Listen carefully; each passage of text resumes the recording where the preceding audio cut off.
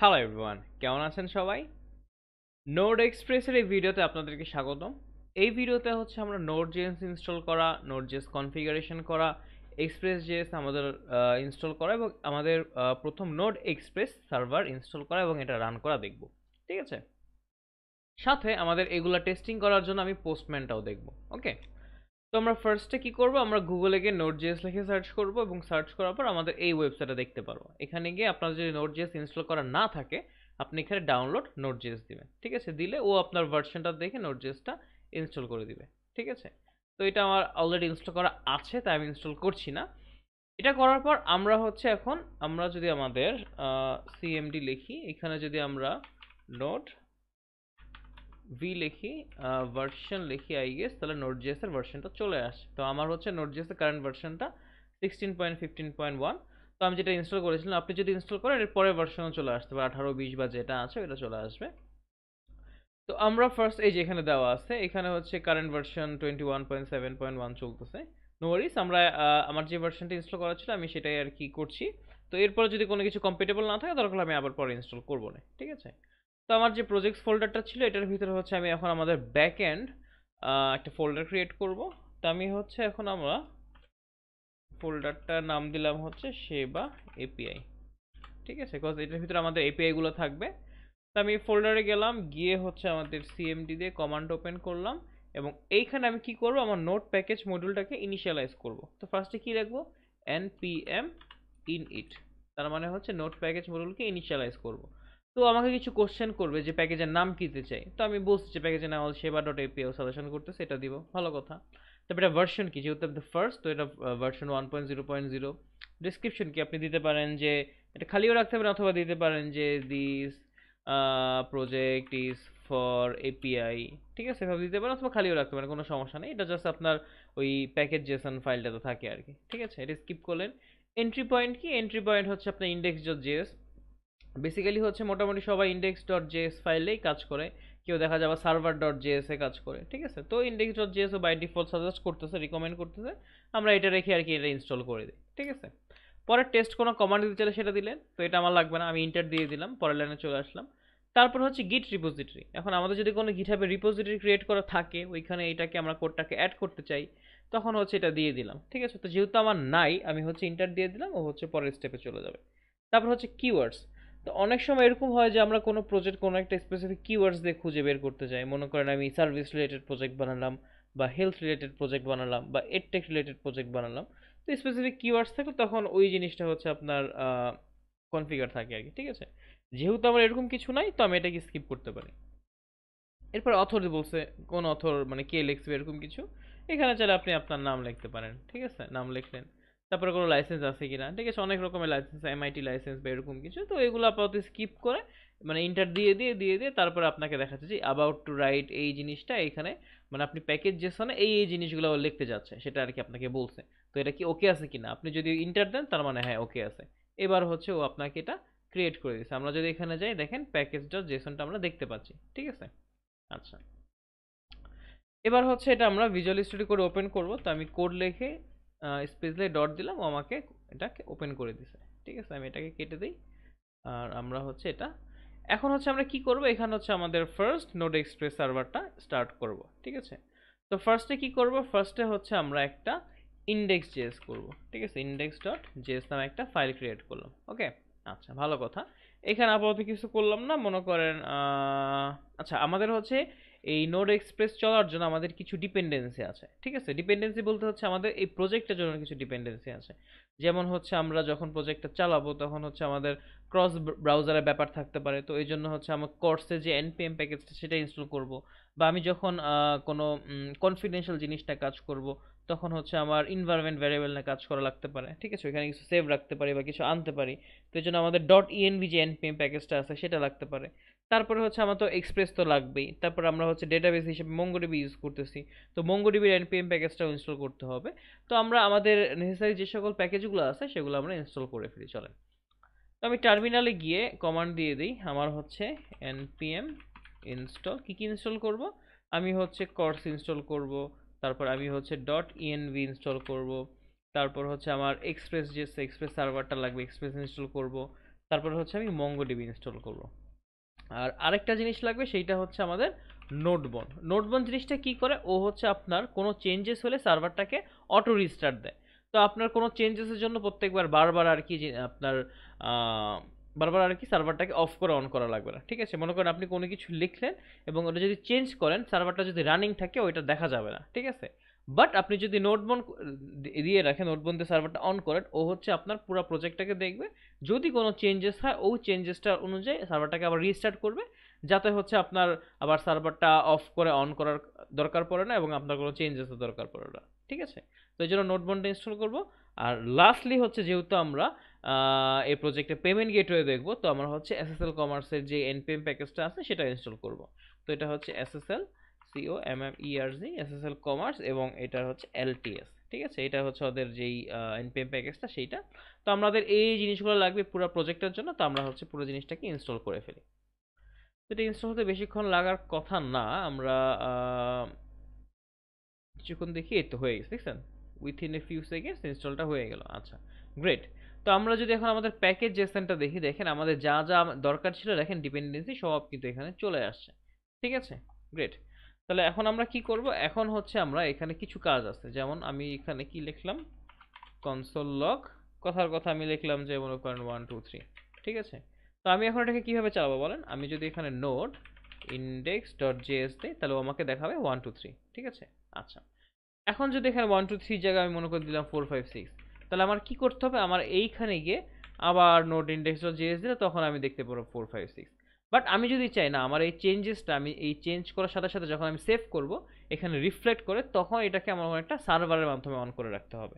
ঠিক আছে, তো এই জন্য আমি কি করব, আমার নোটম্যানটা আর কি নিয়ে আসবো। ঠিক আছে, আচ্ছা, এটা হচ্ছে স্ক্রিপ্টসের যে অবজেক্টটা আছে আমাদের প্যাকেজ জেসন, ওইটার ভিতরে লিখতে হবে। তো আমার আপাতত টেস্ট কোনো কিছু নাই, টেস্টটাকে আপাতত আমরা বাদ দিয়ে দিতে পারি।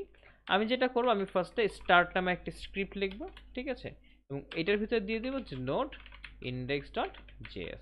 ঠিক আছে, আচ্ছা, এইবার যদি আমাদের এইখানে এসে আমি যদি npm স্টার্ট দিই, তাহলে আমি কনসোলে কি দেখতে পাচ্ছি, 4 5 6 নামে একটা জিনিস দেখতে পাচ্ছি। আচ্ছা, এবার যদি 4 5 6 চেঞ্জ করে 7 8 9 দিই, আমি যদি সেভ করি, তাহলে আমি যদি আবার npm স্টার্ট দিই, তাহলে আমি দেখতে পারবো ও হচ্ছে আবার 7 8 9 দিছে। মানে এটার ক্ষেত্রেও সেম, আমার কি করছে, আমি যেরকম নোড index.js লিখেছিলাম, আমি জাস্ট এটার জায়গায় npm স্টার্ট দিছি, মানে নোড প্যাকেজ মডিউলকে বলছি তুমি স্টার্ট হও, রান হয়, আমাকে কি আছে তোমার এটা আউটপুট দাও।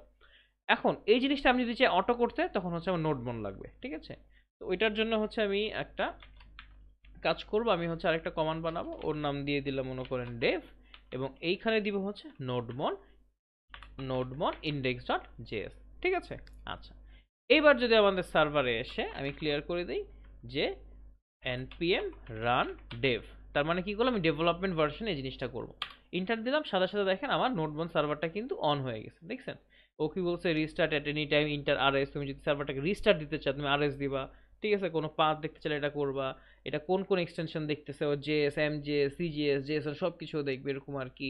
দেখুন সার্ভারটা স্টার্ট হচ্ছে 7 8 9 হয়েছে। এবং মজার জিনিস দেখেন, আপনি যদি 7 8 9 বাদ দিয়ে 1 2 3 লিখে সেভ দেন, ও কিন্তু সার্ভারটা অটো রিস্টার্ট করে এই আপনার যে চেঞ্জেসটা সেটা দেখাচ্ছে। তো এটা হচ্ছে খুবই হেল্পফুল একটা এক্সটেনশন বা npm প্যাকেজ বলতে পারেন। তো এটা দিয়ে হচ্ছে আপনার মানে প্রজেক্টের করার এফিসিয়েন্সি অনেক বেড়ে যাবে। ঠিক আছে, তো আপনার বারবার কোনো কিছু চেঞ্জ করার ফলে সার্ভারটাকে অফ করা অন করা লাগবে না। ও অটোমেটিকই কোনো চেঞ্জেস পাইলে ও হচ্ছে অফ করে, মানে সার্ভারটাকে রিস্টার্ট দিবে বেসিক্যালি। ঠিক আছে, তো এই আর কি। তো আমাদের নোড.js ইনস্টল করা এবং সার্ভারটা অন করা মোটামুটি হয়ে গেছে। এখন আমরা যেটা করব, আমরা হচ্ছে আমাদের এটার কাজ শেষ, সেখানে আপাতত কিছু কাজ নেই। এবার হচ্ছে আমরা এক্সপ্রেস.js এর ডকুমেন্টেশনে চলে আসবো। আমরা গুগলে গিয়ে সিম্পলি এক্সপ্রেস লিখবো, এক্সপ্রেস.js, তখন হচ্ছে আমরা এরকম একটা ওয়েবসাইটে চলে আসবো। তারপর ও বলছে আমাকে এক্সপ্রেস.js ইনস্টল করতে, যেহেতু আমরা অলরেডি ইনস্টল করে ফেলছি, তাই আমি আবার ইনস্টল করছি না। এরপর যাবো হচ্ছে গেটিং স্টার্টেড, এখানে দেখেন হ্যালো ওয়ার্ল্ড। হ্যালো ওয়ার্ল্ডে যদি যাই, মানে আপনার এক্সপ্রেসের হ্যালো ওয়ার্ল্ড একটা সার্ভার রান করার জন্য যা কোড ও হচ্ছে আপনাকে দিয়ে দিছে। ঠিক আছে, আমি এখান থেকে সুন্দর করে সব কিছু সিলেক্ট করে কন্ট্রোল এ দিয়ে সিলেক্ট করলাম, কন্ট্রোল সি দিয়ে কপি করলাম। এরপর হচ্ছে আমি এখানে কন্ট্রোল এ দিয়ে সিলেক্ট করে কন্ট্রোল ভি দিলাম। তারপর হচ্ছে ও আমাকে এখানে যদি দেই, হ্যাঁ, সেভ করলাম, ও হচ্ছে দেখেন আমাকে দিয়ে দিচ্ছে example app listening on port 3000, তার মানে 3000 পোর্টে কোনো কিছু চলতেছে। আমি চাচ্ছি না 3000 পোর্টে চলতে, বিকজ আমার 3000 পোর্টে অলরেডি আমার এই ফ্রন্ট এন্ডটা চলতেছে। তো আমি এটাকে চেঞ্জ করে দিব হচ্ছে 5000 পোর্টে। তাহলে এবারও দিবে, দেখছেন example app listening on port 5000, তারপরে 5000 পোর্টে আপনার এটা চলতেছে। এবং মজার বিষয় দেখেন, আপনি যদি এর আগে কখনো ফ্রন্ট এন্ড থেকে এপিআই নিয়ে কাজ করে থাকেন, বা আমরা একটা স্যাম্পল দেখাই ফেলি, মনে করেন জেসন প্লেস হোল্ডার নামে একটা একটা এপিআই আছে, যেখানে হচ্ছে বেসিক্যালি আপনার ফেক কিছু রেস্ট এপিআই থাকে। আমরা যখন ফার্স্টের দিকে ডেভেলপমেন্ট শুরু করি তখন দেখা যায় আমরা এই জেসন প্লেস হোল্ডারের বিভিন্ন এপিআই নিয়ে কাজ করি আর কি। তো এটাই মোটামুটি দেখবেন বিভিন্ন টিউটোরিয়ালসগুলোতে বা বিভিন্ন ভিডিওসগুলোতে বা বিভিন্ন ডেভেলপাররা বা ইনস্ট্রাক্টররা এটাই ফার্স্টের দিকে দেখায়, ঠিক আছে। তো যেটা বলছিলাম, তো এখানে একটা এপিআই জাস্ট ডেমনস্ট্রেশন দেখা যায়। মনে করেন আপনি ইউজার্সের একটা এপিআই আছে, আপনি যদি আসেন দেখেন এই JSON placeholder dot typicode dot com slash users, তার মানে এইভাবে একটা এপিআই দেখতে পাচ্ছেন, ঠিক আছে। এখন আপনি নিজের আপনার এরকম একটা এপিআই দেখতে পারবেন কিভাবে? আপনি জাস্ট সিম্পলি আপনার ব্রাউজারে যাবেন, লোকাল হোস্ট, আপনি যেহেতু কোন পোর্টে দিচ্ছেন, আপনি হচ্ছে 5000 পোর্টে দিচ্ছেন, তাই না? যে দেখেন 5000 পোর্টে এইটা স্ল্যাশ যদি এইটা দেন, ঠিক আছে, এটা এটা স্ল্যাশ এইটা দিলে হয়, না দিলে হয়, মানে এটা মানে দেওয়া বা একদম হোম রাউটই বোঝায় বেসিক্যালি। দিলে আপনি দেখেন হ্যালো ওয়ার্ল্ড চলে আসছে, দেখছেন? আপনি কিন্তু এখানে হ্যালো ওয়ার্ল্ড লিখলেন, এই হ্যালো ওয়ার্ল্ডটা কিন্তু এখানে রিফ্লেক্ট করতেছে। আচ্ছা, আমরা এটাকে পাশাপাশি নিয়ে আসি, তাহলে জিনিসটা সুন্দর হবে। এটাকে কেটে দিই, হ্যাঁ, হ্যালো ওয়ার্ল্ড। এখন মনে করি আমি হ্যালো ওয়ার্ল্ডের জায়গায় যদি বাই ওয়ার্ল্ড দিই, সার্ভারটা আবার রিস্টার্ট নিছে, রিস্টার্ট নেওয়ার ফলে আমি যদি এখন রিফ্রেশ দিই, ও কিন্তু আমাকে বাই ওয়ার্ল্ড দেখাচ্ছে। তার মানে দেখেন আমি কিন্তু আমার নিজের এরকম একটা, এই যে একটু আগে যেরকম জেসন প্লেস হোল্ডার দেখেছিলাম ওরকম বানাই ফেলতে পারতেছি। এখন মনে করেন আমি এরকম এখানে তো টেক্সট দিচ্ছি, আমি টেক্সট না, আমি হচ্ছে জেসন দেখাবো, ঠিক আছে। আমি মনে করেন এখানে দিয়ে দিলাম স্ট্যাটাস, স্ট্যাটাস দিয়ে দিলাম মনে করেন ট্রু। আর এখানে আমি হচ্ছে একটা মেসেজ দিয়ে দিলাম, মেসেজ দিয়ে দিলাম server is up and running, ঠিক আছে। এবার যদি আমি এখানে এসে একটা রিফ্রেশ দেখেন, আমাকে কিন্তু এটার মতো একটা আমাকে জেসন বানায় দিচ্ছে, দেখছেন? খুবই ইন্টারেস্টিং একটা ব্যাপার, ঠিক আছে। তার মানে আমি যদি এই রাউটে আসি তখন আমি দেখতে পারবো যে আমার সার্ভারটা আপ অ্যান্ড রানিং, সার্ভারটা আমার চলতেছে, ঠিক আছে, এই আর কি। আচ্ছা, তার মানে এখন কিন্তু আপনি এক্সপ্রেস রাউটও দেখে ফেলছেন। এখানে এখানে মজার জিনিস দেখেন, আপনি এখানে অ্যাপ ডট গেট এটা দেখলেন, তো আমি যদি এখানে অ্যাপ ডট গেটে আরেকটা দেখাই, মনে করেন এইখানে আপনি হচ্ছে ফ্রুটস নামে একটা কি বলে একটা রাউট ক্রিয়েট করলেন, এবং এটার ভিতরে আপনি হচ্ছে কিছু অবজেক্ট বানালেন, ঠিক আছে। আপনি মনে করেন এখানে ফ্রুটসের কী কী অবজেক্ট বানাইতে পারেন, ঠিক আছে। এটা মনে করেন আমি আপাতত এইভাবে না করে আমি হচ্ছে একটা কনস্ট্যান্টের ভিতরে করি, মনে করেন কনস্ট্যান্ট ফ্রুটস, সরি ফ্রুটস। এটার ভিতরে কী কী থাকতে পারে? এটার ভিতরে থাকতে পারে মনে করেন একটা আইডি থাকতে পারে, আইডি 0, এন্ড এটার ভিতরে ফ্রুটসের নাম থাকতে পারে, যে নাম এটা হচ্ছে অ্যাপেল, ঠিক আছে। বা এটাকে আমি একটা অ্যারে অফ অবজেক্টস আকারে দেখাইতে পারি, ঠিক আছে। তাহলে এটা হচ্ছে অ্যাপেল, তারপরে আমার এরকম আরেকটা ফ্রুটস থাকতে পারে, ঠিক আছে। এইটাকে আমি হচ্ছে অ্যাপেল, এবং সেম ভাবে আমি কপি করে আরো 4-5টা নিয়ে আসি, তাহলে আপনাদেরকে দেখাইতে সুন্দর হবে। আমি হচ্ছে এখানে কমা দিলাম, এখানে আইডি 0 ছিল, পরেরটাকে আইডি 1 করে দিলাম, পরেরটাকে আইডি 2 করে দিলাম। আচ্ছা, 0 তো মেক সেন্স করে না, মানে অ্যারেতে 0 হয় ইউজুয়ালি। তো এখানে 1 করে দিলাম, এইখানে 2 করে দিলাম, এখানে 3, অ্যান্ড এইখানে 4। তো এটা অ্যাপেল ছিল, এইটাকে করলাম হচ্ছে বানানা, এইটাকে করলাম হচ্ছে গুয়াভা, সরি গুয়াভা, আর এটাকে করলাম মনে করেন অরেঞ্জ, ঠিক আছে। এবার যদি এই রাউটে যখন আসবো, এই রাউটে আমি কি করব, মনে করেন এইখানে এটার ভিতরে আমি হচ্ছে ফ্রুটসটাকে যদি দিয়ে দিই, ঠিক আছে। এটাকে অ্যারে অফ অবজেক্টস, তো এটাকে আমি, এটা দরকার নেই। তাহলে এবার যদি আসি আমি, তাহলে দেখেন আমি এই রাউটে আছি, আমাকে এটা দেখাচ্ছে। এবং আমি যদি এইটা স্ল্যাশ ফ্রুটস নামে রাউটে যাই, তাহলে দেখেন আমাকে কিন্তু অ্যারে অফ অবজেক্টস, আমার কিন্তু একটা এপিআই এর মতো হয়ে গেছে। এবং আমি কিন্তু এই জিনিসটাকে আমি কি করতে পারি, এই জিনিসটাকে কিন্তু আমি ফ্রন্ট এন্ড থেকেও কল করে নিয়ে আসতে পারি, ঠিক আছে। আমি যেভাবে নর্মালি এপিআই কল করি এক্স্যাক্টলি সেইভাবেই, ঠিক আছে। খুবই ইন্টারেস্টিং একটা ব্যাপার। তো এটা জাস্ট ডেমনস্ট্রেশনের পারপাসে দেখানো হয়েছে। তো আর হ্যাঁ, আরেকটা জিনিস দেখাবো, সেইটা হচ্ছে এই ভিডিওতে, সেটা হচ্ছে আপনি এপিআই টেস্টিং এর জন্য অনেকটা জনপ্রিয় একটা টুল আছে, সেটাকে বলা হয় বেসিক্যালি আপনার পোস্টম্যান, ঠিক আছে। গুগলে গিয়ে সিম্পলি পোস্টম্যান লিখে সার্চ করবেন, সরি গুগলে গিয়ে সিম্পলি পোস্টম্যান লিখে সার্চ করবেন, তখন আমাদের এই ওয়েবসাইটে চলে আসবে এবং গিয়ে আপনার অপারেটিং সিস্টেমের অনুযায়ী এটা ডাউনলোড করবেন। আপনার যদি উইন্ডোজ ডাউনলোড করবেন, আপনার যদি টাকা পয়সাওয়ালা ম্যাক মানুষ হন আপনি ম্যাক ডাউনলোড করবেন, আপনি যদি একটু ডিফারেন্ট লিনাক্স ইউজার হন আপনি লিনাক্সের জন্য ডাউনলোড করবেন, করে আপনি পোস্টম্যানটা চালাতে পারবেন। তো ইনস্টল ডাউনলোড করে নর্মালি যেভাবে যে কোনো সফটওয়্যার ইনস্টল করে নেক্সট ইনস্টল করে মানে ইনস্টল করে করার পরে হচ্ছে আপনি এটা দেখতে কীরকম হয়, আমি যদি একটু পোস্টম্যানটাকে ওপেন করি, ওপেন হচ্ছে, just give me a moment. এই তো অ্যালাউ অ্যাক্সেস বলছে, ভালো কথা, দিলাম অ্যাক্সেস তোমাকে। এবং এটার মজার জিনিস হচ্ছে আপনি চাইলে কিন্তু টিম আকারেও কাজ করতে পারেন। তো আহ, এখানে আরও আমি যদি আসি, এখানে ওয়ার্ক স্পেসে আপনি চাইলে পার্সোনাল ওয়ার্ক স্পেস থাকতে পারে, আপনার অফিসের ওয়ার্ক স্পেস থাকতে পারে, এবং এইটা যদি আপনি কোনো একটা প্রজেক্টে কাজ করেন, আপনি ওই প্রজেক্টের যে চেঞ্জেসগুলো ওখানে আছে এটা কিন্তু এখানে রিফ্লেক্ট হবে। আপনি যদি কোনো কিছু এখানে দেখান তখন কিন্তু এটা এখানে চলে আসে। যেমন আমার আন্ডারে এখানে কয়েকজন ডেভেলপার আছে, ওই তাদের এই জিনিসগুলো এখানে চলে আসে, ঠিক আছে, তারা কখন অ্যাক্টিভ ছিল, কী কী কাজ করতেছে, এবং তারা এটাতে একসাথে কিন্তু কোলাবরেট করতে পারে। কোনো এপিআই তারা যদি করে এখানে সেভ দেয় ওইটাও এখানে চলে আসবে, মানে খুবই একটা ইন্টারেস্টিং ব্যাপার। তো এটা অফিস ওয়ার্কপ্লেস। আমি পার্সোনাল ওয়ার্কপ্লেসে যদি আসি, এখানে হচ্ছে আপনাদেরকে ডেমনস্ট্রেট করে দেখাবো। তো আমি হচ্ছে কি করব, আমি হচ্ছে এখানে দেখেন এখানে প্লাস আইকন আছে, এখানে নতুন একটা কালেকশন ক্রিয়েট করা যায়। আপনি চাইলে এপিআই গুলোকে সেভ করে রাখতে পারেন, অথবা এখানে দেখেন রাইট সাইডে প্লাস আইকন আছে, এইখানে দিয়ে কোনো একটা রিকোয়েস্টও করতে পারেন। তো আমরা হচ্ছে এখানে একটা রিকোয়েস্ট করব। রিকোয়েস্ট কিভাবে করব, আমাদের হচ্ছে এই এপিআই কোথায় ছিল, এই যে এইখানে, ঠিক আছে। আমি এখানে কন্ট্রোল এ দিয়ে কন্ট্রোল সি দিয়ে কপি করলাম, এখানে এসে কন্ট্রোল ভি দিলাম। তাহলে এখানে দেখেন আমি যদি এটাকে কল করি, ও কিন্তু আমাকে রেসপন্সে এটা দিয়ে দিছে, দেখছেন। মানে আমাদের এপিআই টেস্টিং এর জন্য আমাদের ব্রাউজারে গিয়ে এপিআই টেস্ট করা লাগবে না, এটা আমরা কেটে দিই, এটার কাজ শেষ। আমরা এপিআই এখন টেস্ট করব হচ্ছে পোস্টম্যানে, ঠিক আছে।